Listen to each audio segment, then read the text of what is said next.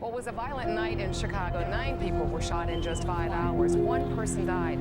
Gregory Robinson is the 28th Chicago public school student killed this school year. He died last Friday. Killed so far this year among the number of Americans killed in Iraq and Afghanistan. Another sign of the times, members of Ceasefire were also at today's memorial service, hoping to stop any thoughts of retaliation for Greg's murder. 12, 13-year-olds are walking around with bulletproof vests on up under their clothes.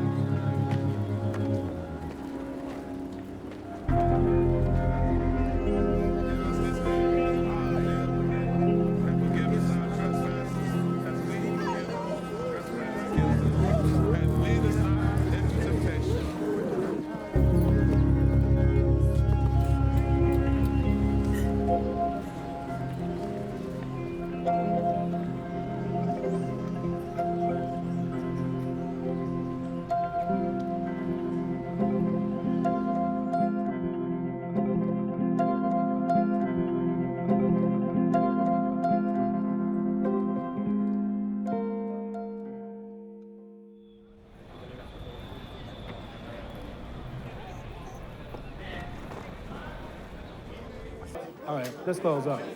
Everybody that's in the meeting, this is serious now, okay? We're in a crisis mode, and we need people to step up to this table and go over and beyond. Guys are getting killed for just anything.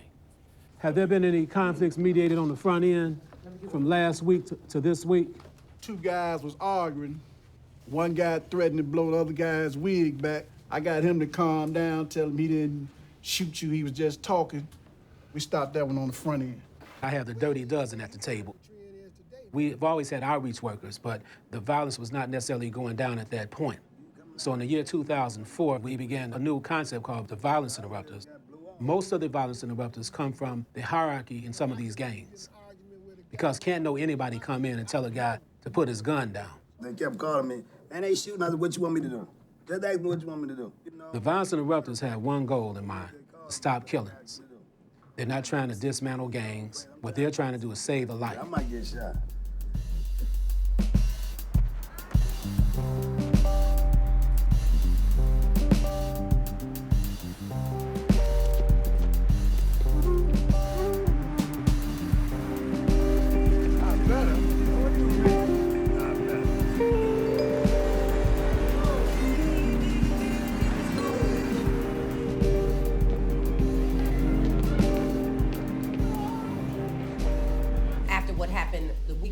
Ago, nobody's been changed. Nobody's come through shooting. What happened? We actually got an incident right here. By the time we got out there, the fight had just ended. The cops pulled up and pulled off. Y'all missed that shit. The cops pulled up and they left. They're scared. They're scared of the community. One group of guys said the young man threatened that he had a gun and that he was going to kill him. So he started fighting and ended up getting his teeth knocked out. Come on, you used to go to the doctor. So you want to go to the emergency room? You gotta come on, let's take that. Come on. And Kobe got him off location. I asked Kobe to take him to the hospital. Come on, hey, look. I'm the pop. Watch this. Hey, look. The block got quiet, and I'm looking down the street, and here comes the sisters of the guy that got his tooth knocked out. They came to defend their brother's honor with a butcher knife.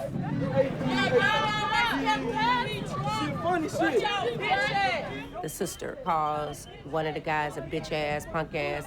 The little 4- and 5-year-old baby was doing the same thing. Knock your bitch ass out. Run up then. Run up then. Run up then. Why you just talking to that sister like you gonna your whole family around here? You gonna beat me? You gotta look at her like you look at me. Cause you ain't gonna beat yourself. She don't her brother got them should be whooping. He in the woods. The story about sticks and stones may break your bones, but words can never hurt you. Words that get you killed. All of a sudden, the sister ran up with a piece of concrete.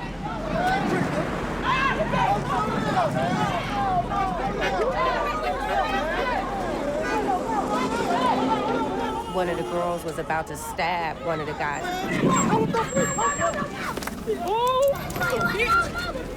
fuck out of here. Her cousin picked up the butcher knife.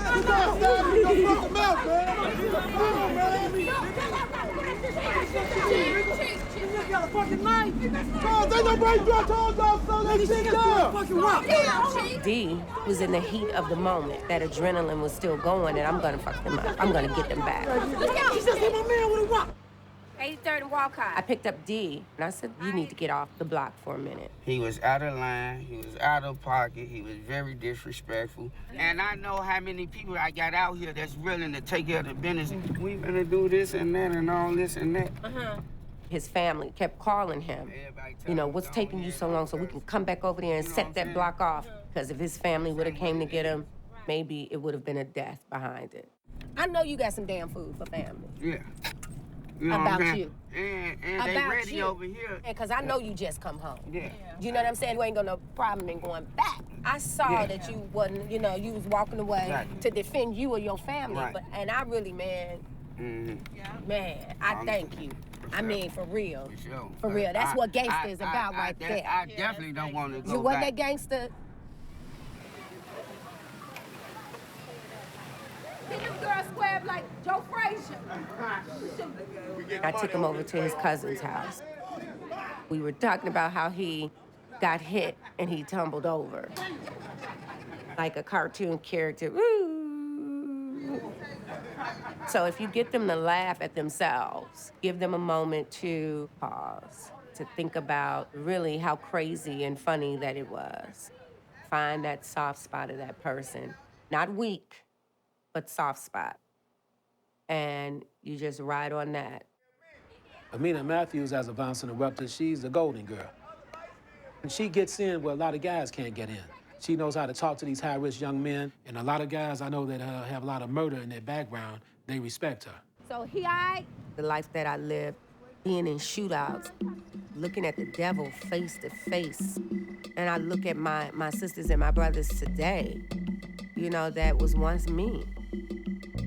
Her father was Jeff Ford, one of the biggest gang leaders in the history of Chicago, outside of Al Capone. Ford is serving a life sentence for allegedly conspiring with the Libyans to commit acts of terrorism here in the United States. I understand the fact that we got police in here. Definitely not going to be any killing without killing. Jeff Ford stood up against the police. He was definitely a feared and very revered man in his community. But she never let off that name. Amina made her own name on the streets. Growing up, it wasn't his influence that influenced me to do anything. You know, my dad was not there. When I was conceived, he was 16 years old. So when I got older, I was in a mob with a bunch of guys, and I was like the only female. That was the lieutenant that took care of the business. It was drug selling, hustling. You know, one crew was on the pimping tip. One crew was on the stick-up tip. Drugs, guns, party, fun, that was it. My dad wasn't around, and when he got wind of that I was a part of that team, he was kind of hurt. But he couldn't be too hurt because look at what precedent that he started.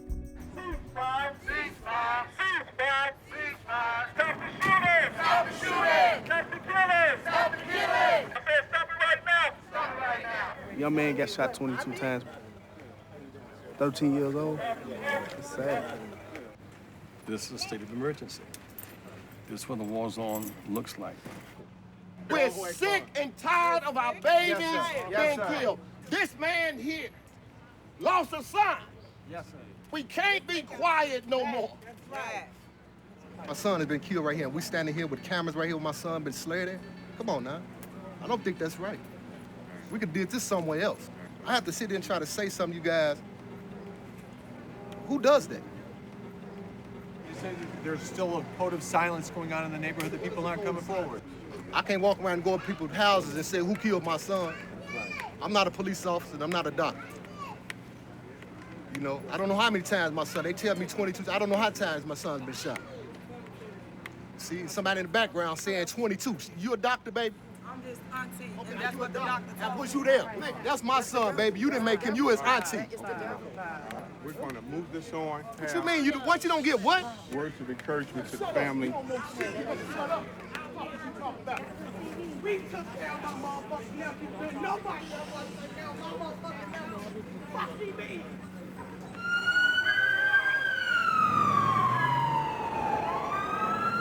Let me just say this, we just had another homicide. Yes, now, while we're marching, another homicide. It's a war zone. It's a war zone and an epidemic. People, we must come together. He was sticking people up. The guys caught him in the walkway. Changed him. You know, we got some guys over on the next block. Some MROs over there. It ain't gonna be no retaliation from it. It's just so crazy, man, because it's like every time you come outside, somebody getting killed. I don't know what this world coming to. We got to be out here, man, before things happen. All my life, I knew right from wrong. I knew if I do this, I get in trouble. But, you know, at the time, I just didn't care, though. I always wanted to be like my dad. You know, he is my role model because he used to always dress slick, wear big hats and suits and, you know, all that. And I just, you know, want to be like him. I was 11 years old when my father got killed. He got beat with some baseball bats. And that just messed me up. I used to be out there in the streets all through the night. I used to be in jails, fighting, kicking off rides, and doing all crazy stuff. Just gang banging. Oh, what up, boy? Man, come holler at me, man. What's up? Ricardo Kobe Williams. He's a younger interrupter, which is a good thing. Once he came on board at Ceasefire, he began to really turn the heat on. Kobe knows how to get in. He talks the language, and he knows what to say, when to say it. Crazy, man. You two guys, man, y'all been around here on a lot of bullshit, both of y'all. Robbing people, breaking their windows, all kinds of stuff. Man, whenever I gotta do what I gotta do, I gotta do what I gotta do, you know? Don't get it all twisted. Once upon a time, this man was out here too, doing the same thing we did and did. Kobe has big-time credibility with the gang members out there. Why did we go wait for heat to come to us? Break it out, look at them. What's going on? A friend of mine called me, very concerned about her 2 kids. The streets is taking a toll. They stay in the same house, and they be at each other because both of them are in 2 different cliques. Yes. Threatening to kill one another, shooting at each other is just crazy. And I can't keep coming off the road, you know, because I work for Amtrak, and not knowing if somebody's gonna kick the door in because of this gang's violence. I just packed up and left, yes. I left the apartment in my name so they don't be homeless. Right. So this my little honeycomb hideout. Oh, this your honeycomb? They don't know where I live either. Your kids don't? Nope. Your youngest son's still locked up, right? Yep. He don't get out till 2016 for attempt murder. And he was 17 when they got him. One thing, you still have all 3 of your kids. Yes, I thank God for that. People say I'm crazy because I say if I lose one of my sons, I don't want no funeral. I don't want nobody to come, you know, give me condolences. Because I want to remember them. The last decent time I seen them. And they say that's mean to me, but that's how I feel. So just stay strong and keep your head up. I'm gonna try to reach out to them myself. Well, I wish you luck in finding them. Yeah, just try to see what I could do. Because I know if they have a strong person that's lived that life, I think they could be saved. Because I just can't do it anymore. Right. Violence is like the great infectious diseases of all history. I mean, we used to look at people with plague, leprosy, TB as bad and evil people. And something needs to be done about them, and they were put in dungeons. What perpetuates violence can be as invisible today as the microorganisms of the past were. I had been overseas for about 10 years at World Health, working on infectious diseases. Coming back to the US, the violence is unavoidable. But I saw it as behavior, not as bad people. You can judge it, but it's not what we do in science. I never had nothing against food and them, nothing. When I came out, like I said, they shot in my car. For the young people in these neighborhoods, they see violence as their disease.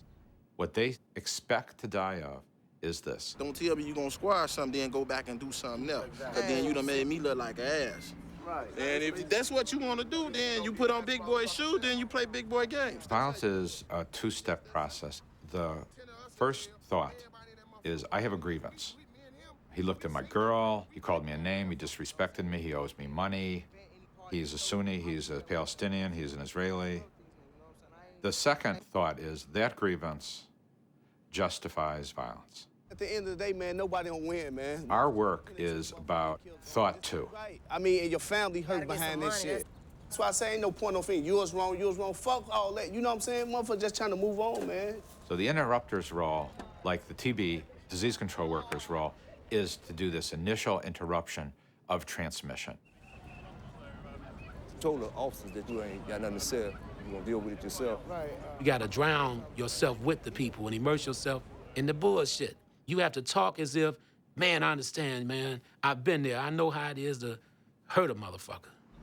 I'm not no punk or nothing. Yeah. The only thing came to my mind was retaliate. They got to know they did the wrong person. Yeah. I hear you, Jack. You know, you're 100% right. And I'm with you, man. If you're gonna take care of your business, take care of your business. But check this out. If I know you want to shoot the motherfucker, the police know already, your friends know, and somebody gonna tell on your ass. And make sure you talk to the individual that did this to me. You let them know that you gonna keep this here peace. Yeah. You doing this. Yeah. Once you make sense out of the madness, then you start talking about the scientific theory. You start talking about the change of the behavior. Then you can give them a history lesson. You know, your daddy was violent, your granddaddy was fucked up, he was violent. Now your brothers are fucked up because you misled them. It's time to save yourself, brother. Save yourself. I'm not preaching to you, just save yourself.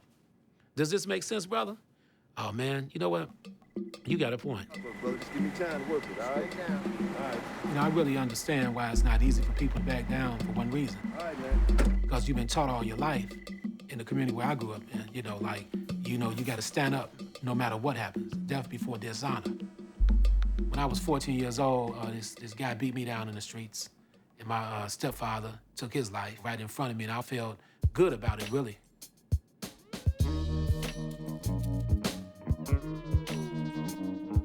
And I was always a shaky criminal. I used to sell fake hash to the sailors down on Michigan Avenue. I used to steal smoke detectors. They call them the smoke detector bandits. I was playing on women a lot. You know, women would help me. I had a lot of girlfriends that would give me money because I had a big old afro back then.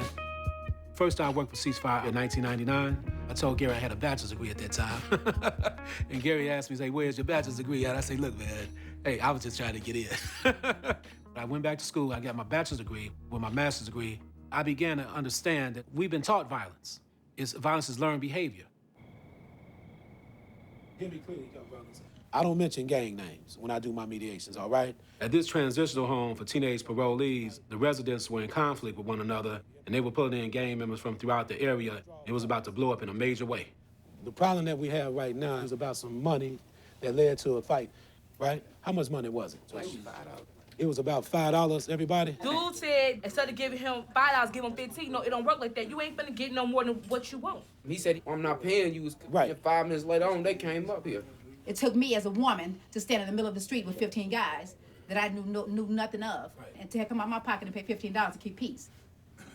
No respect for where you live at. Think this could turn into gunplay? Yeah, I think so because it's gonna escalate, it's gonna keep going and going. If we gotta live here, man, I don't wanna bring these streets over here, man. I ain't trying to go back to that life. I'm one man, I can't fight all of them. What you think I'm gonna do? Heck yeah, I'm gonna go get me a thumper. Like this brother just said, anytime 15 guys mob up on you, the first thing comes across your mind, I need to be strapped to deal with that. If you gotta live here and coexist with each other, someone has to be big enough to take the higher road. It's gonna go through one after the other. Look, you know, the most important thing is pay attention to what they're saying, because at this site where you live at, if you cause any kind of trouble, 5-0 will be called. I'm hearing what they telling me in there, right? And to me, it's like starting off with a $5 bag of weed. It's beyond that. It's beyond But that. wait a minute. I get fed up. No. You gotta play it like a big man. I gotta play it like a big girl. When I get angry, I can bring some noise if I want to. I go lay it down. I have to. Don't make me feel like a punk. It make me feel like, you know what? Let's fight my own ego. I swear to God, I wish I had somebody to holler at me like I'm right here hollering at you. I would have not had the feeling on my record. You understand what I'm saying? What we gonna do? We gonna fight about another $5 bag of weed? It ain't worth it. They feed off her energy too. So what you gonna do, son? Tell me, and I'ma hold you to it. Make myself better. You too. Lil Mina. If they want to let it go, we can let it go. All right, I wanna see some love.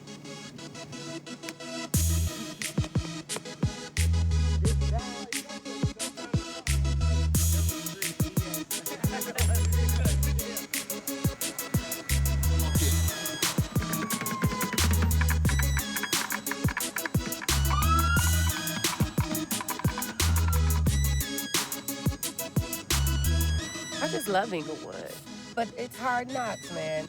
You know, it's old saying Inglewood is all good. It's where I learned all my life's lessons. Lock my keys in the car! Ooh, I don't even know how to do that. I got a screwdriver in the white. A screwdriver? Y'all gonna tear my car? What kind of locks you got? Whatever. Ceasefire back in the hood. Who scratched your face? You was out here thumping? I fight every day. You fight every day. You too handsome to be doing all of that. Most of our mediations come through the community here. They'll tell us that it's some tension in the air and need us to come in and help out. Quit playing, or I bust your nose. I'm gonna pass these out to everybody and their mama. Just pass them out to everybody and their mama, but I just didn't want to have to see your drawers in the process of passing them out. Did I have to? No. Well, why am I still seeing them? But I thought you had got shot in your shoulder, but it was in your leg. It was you guys shooting at each other in the cars, so I jumped, because I was trying to save my cousin. I had a big old hole in my leg, like this big. What's your grades like? A's, B's, and C's. A's, B's, and C's. And one D. What you want? What's the D in? It better not be in PE or I'm gonna hit you in your throat. I like those too. Well, you took them for your sister. No, I didn't. I bought these. You think you hot, don't you? When I was growing up in Inglewood, we still looked out for one another. To me, it's like there's still some hope left. You think you hot? No killing. Ceasefire. I've been trying to get up with Toya, 2 kids, man, because both of them are rival cliques. It was easy to get up with Bud. Your mama asked me to try to reach out, try to sit down and work with you, your brother, to talk with you and all that too, though. So bloodline thicker than water, and like, within your bloodline, if it's an opposition, like a different gang, that's hard to deal with too. Right. And like, I get into it with him a lot though. Is there any way we could meet him and probably talk with both of y'all at the same time? Yeah. So Okay, man, then, just, man. hit me tomorrow. Okay, I'm gonna get up with you, man. All right. Thanks a lot. No time. Okay. Appreciate it. All right. He do look like a rough rider, don't he? Even took me a minute to get up with the older brother, Kendall. What's up, boy? What up? How you doing, man? Chilling out. I might as well just be straight up honest. And your mama, she concerned about you and Bud. We fight every day. It's either I knock him out, he knock me out. I mean, like, we up in pistols on each other over little shit. And y'all live under the same roof.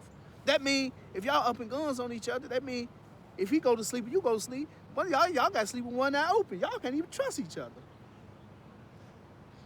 Like, last year, my best friend got killed. I could get shot tomorrow. I know it's gonna hurt my mom more than anybody, you know?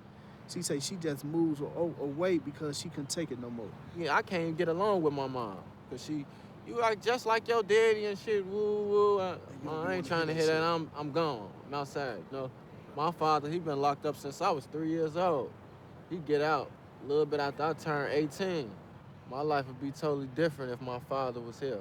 You know, he was in my life, just being involved, checking up on me every day and how you doing, son? What's going on? I love you, son. Right. You know, I could count on one hand how many times I told my mama I love her. So I'm gonna talk with Bud and Toya, man, and see, man, we could try to get together, man, just sit down and talk, man. I ain't trying to point no finger who wrong, all that. Let's just correct this. Let's just be a family and be happy. So you up with that? Yeah, I'm with it. I'm with it. First and foremost, I want to thank the young brothers from coming from Calumet City. But why don't you stand up in the back if you don't mind? What happened last week, there was a big conflict with 2 different groups. We got a chance to really work with them young brothers and a sister. When I met that sister, she made it clear to me. She said, I'm a sister, brother. You know what I'm saying? I've been trying to call you. When I call your phone, I expect you to answer. Like, yeah, Mina. I'm like, hello? We've been keeping in contact. Capricia is a very loving young lady that had not had a chance to have a childhood. Substance abuse plays a huge part of the toxicness that she was raised around. I was worried. I know you wanted to go see your mother. Your mama don't want you to see her. You think she is it? Do you want to go? Or do you think if you see her, you get mad? I get mad. All right, so we just gonna have to keep it moving. You gotta get ready to do you. Be a big girl. You wanna go skating this weekend? You do? Okay, I'm gonna send a car for you this weekend because it's my 8-year-old's birthday. Hot ass mess. If I got time, I'll come and get you myself. All right, baby?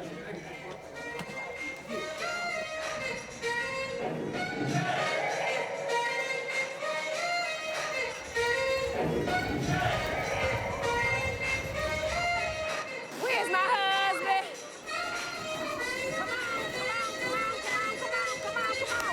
Come on. Yeah.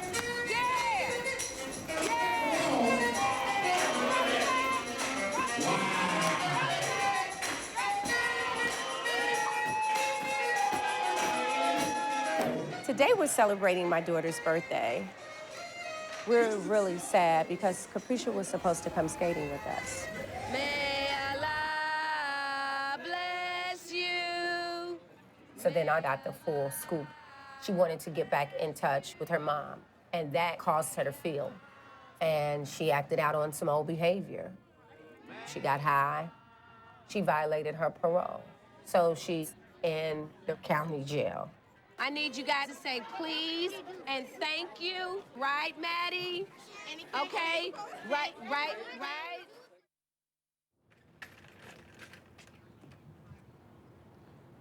Where you find these strangers at? These your people, man. Where y'all find him at? Today, I finally reached Toya and her 2 kids, and we agreed to all sit down together and work things out. This morning, Toya was steaming hot. She went back. The apartment she left her kids. She saw Kendall's friend in there bagging up some drugs. She went back and changed the locks. Shit, time's hard. You got to have a job out here, man. Yeah, man. Well, hustle one or the other. Hustle gonna end you up 1 or 2 places. It really don't matter right now. Well, if it don't matter, why speak on it? I guess that's the same in your life. You're not gonna make no progress. You just gotta humble yourself. You thinking like you want a handout. No one's gonna give you anything.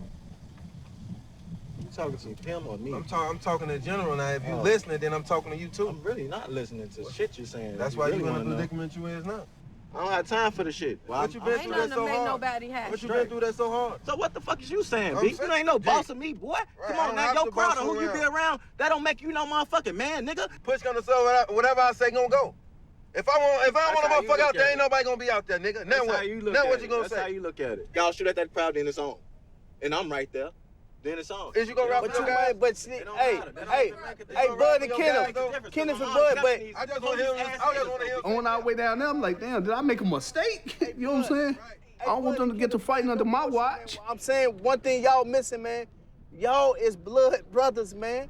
Y'all ain't no bad kids. Both of y'all finished school.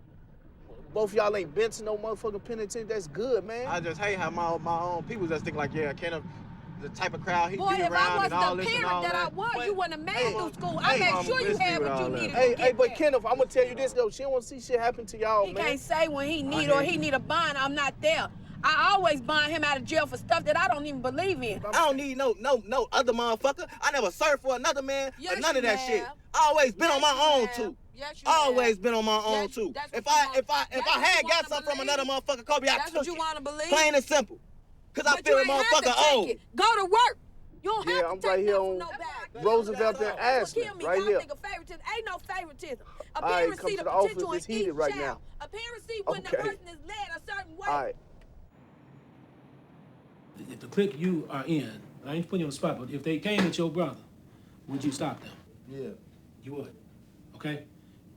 To click you in, if they came at your brother, would you stop them? Of course. And my thing to you, when it come down to the street game, the only choices, man, is jails, deaths, and institutions. Do you feel you can be in a cell for 23 hours a day, a 6x9 cell? No, but no man could be in that place for that long. Well, what'll happen when you're on the streets, though, little brother, you run into a situation out there with your brother's associates,